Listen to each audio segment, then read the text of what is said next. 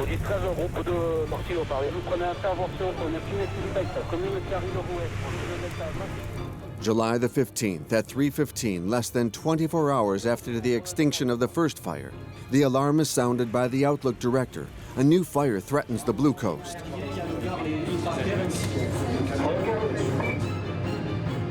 As soon as the alert is confirmed by Cody's 13, Pierre and Jean-Marc take off.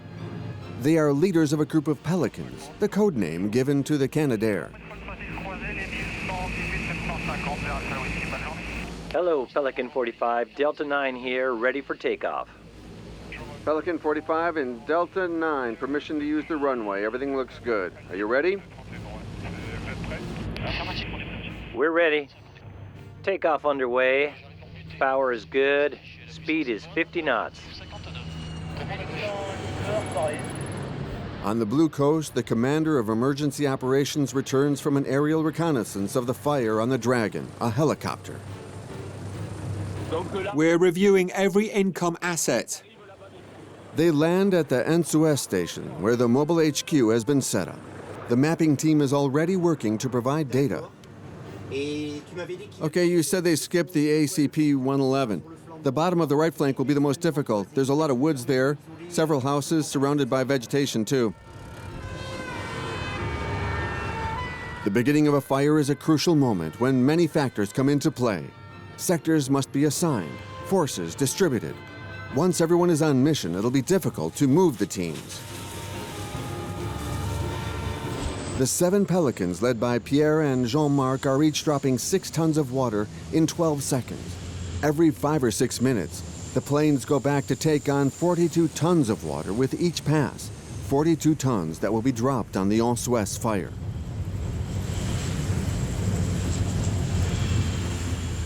A strong mistral fans the fire through the hills. At the fire's front line, the burning air distills the vegetation that gives off toxic gases at very high temperatures, ready to catch fire even far from the fire's source. Trees explode like incendiary bombs, and the fire progresses by leaps and bounds. If the firefighters are unable to stop it, in 2 hours it will ravage the villages of the coast, Carrie-le-Rouet or SOS-la-Redonne.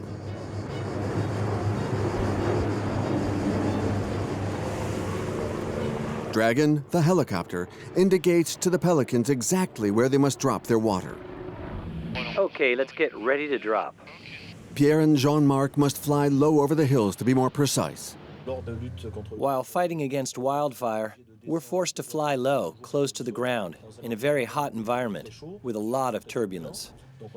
So we need a lot of horsepower to be able to fly out of a valley, to make it through a pass, and get out of those kind of situations. Fortunately, just after dropping their 6 tons of water, the Canadairs climb several meters to escape and dive back into the sea. Let's face the wind and keep steady. With this wind force, we'll feel the slightest deviation. Steady and horizontal. The bailer is deployed.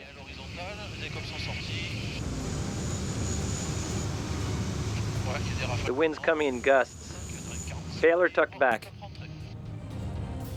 It's the turn of Horus, the aerial surveillance plane, to take off and join the action zone at high altitude, far above the Pelicans. The flying surveillance unit carries military observation equipment and transmits the best perspectives on the evolution of the fire and the Canadair's drops to the firefighters. In the black smoke, the aircraft's incessant cycles announce the outbreak of fire. In an end-of-times atmosphere, the tourists continue to swim or take selfies, while anxiety mounts among residents who already imagine their houses destroyed by the fire.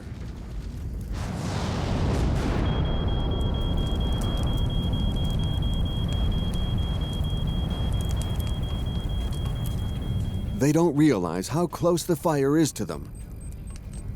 This time, the wolf is out of the woods and he's invading the town. Houses on the forest's edge are numerous, and the firefighters can't put a fire truck in each garden. Worse yet, these charming homes are often situated down narrow lanes overgrown with plants, hidden behind high walls or locked gates, making them hard to access. Get up there. Follow him. Make the junction between the two of them. Can you tell him to bring an extension? Do you have enough length?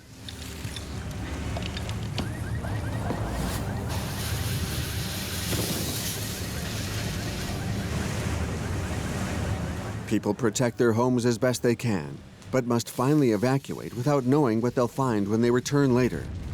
Come on, let it go. It's useless. We have to leave now, folks. 500 firefighters are in combat.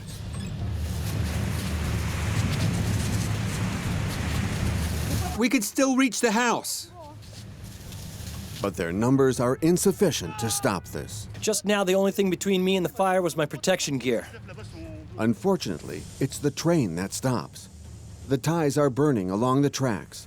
The travelers are trapped between the station and the tunnel. Annex, come in. HBE ready for drop, copy. In Carré-le-Rouet, the neighboring village, the HBE helicopters are dropping water next to the houses to stop the fire from spreading. Intrepid, the firefighters' rescue boat arrives from Marseille to let an officer off. Local residents demand information, but the commander is obliged to say only the minimum. The situation is tense. He mustn't trigger panic, nor give the impression that all is well. On board, the firemen count the available boats. In fact, they are planning a sea evacuation, but they're not saying it. We've got 2 large boats. Where are they? Further down there. The beautiful Calanque is now suffocating under the smoke. Evacuate! It's become a dangerous trap that must be evacuated immediately. The people are focused on the flames, but smoke inhalation is the primary cause of death in fires. Hold on, please. No, sir, not this way. 3 mechanisms: thermal burn, bronchial pulmonary aggression by carbon monoxide and toxic gases, and finally, respiratory distress asphyxia by lack of oxygen. Any more people here? Down there, they're leaving on the boat. Try checking that way. Right, I'm on it. In urban areas, you must add potential explosions due to propane tanks or cars.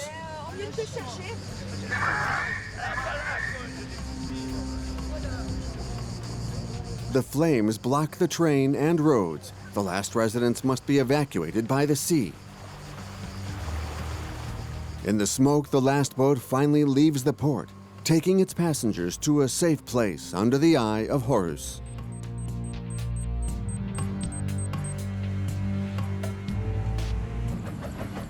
While the firefighters are fighting tooth and nail to save the villages around SOS, Horus spots a second fire starting.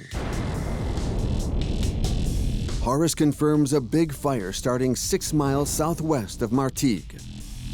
Martigues, come in, Codis 13, signaling a new fire at Kilo Delta 02, Lima 4.1. Copy that, we've got it in sight.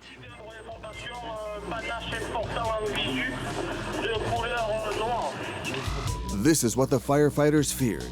The new fire risks merging with the SOS fire.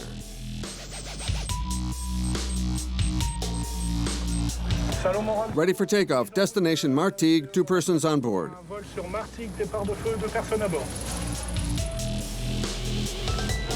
Codis 13 here, permission to intervene in Martigues, Kilo Delta 02, Lima 4.1. At Luynes, Jean-Luc and Sébastien receive their mission orders. Jean-Luc will be the first on the scene. Give me the exact coordinates. There's a helicopter ahead. Priority on the fire in Martigues. Codis 13, copy that. Sébastien was supposed to intervene in SOS, but he's redirected to Martigues.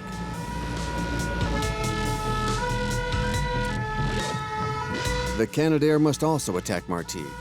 SOS will be without air support. A tough blow for these firefighters, most of whom haven't had the time to recover from the Châteauneuf fire. If it's not arson, it looks a lot like it, and the firefighters are not naive. That makes 4 fires breaking out at the same time. The Canadair have only 1 hour and 20 minutes to extinguish the fire. They can't intervene against a fire in the dark, so they'll have to land.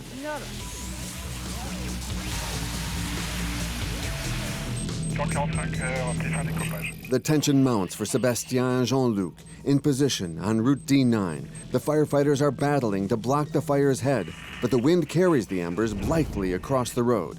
Beyond lies a thick pine forest extending to coastal villages and to the fire in SOS. Returning to the field at 1,500 feet. The Canadair keep dropping water up to the very last minute. They succeed in stopping the fire that jumped across the road before turning in for the night.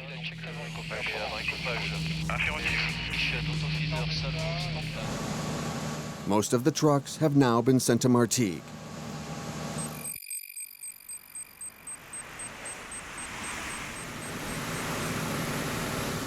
Priority is given to developing fires. This is the rule for avoiding several simultaneous fires. We have no choice. We can't fight against several large fires. So we have to attack the small ones before they get too big, to make sure we don't have to handle several big fires at once. We don't have a choice. We don't have enough men to create the proper chain of command or even to fight on the ground. So when there are two large sites, it becomes very complicated. Back to SOS. Things have calmed down, but the fire's not yet completely extinguished. Jean-Jacques discovers a small fire that threatens some pine trees. No trucks, no water, but this doesn't stop an experienced firefighter.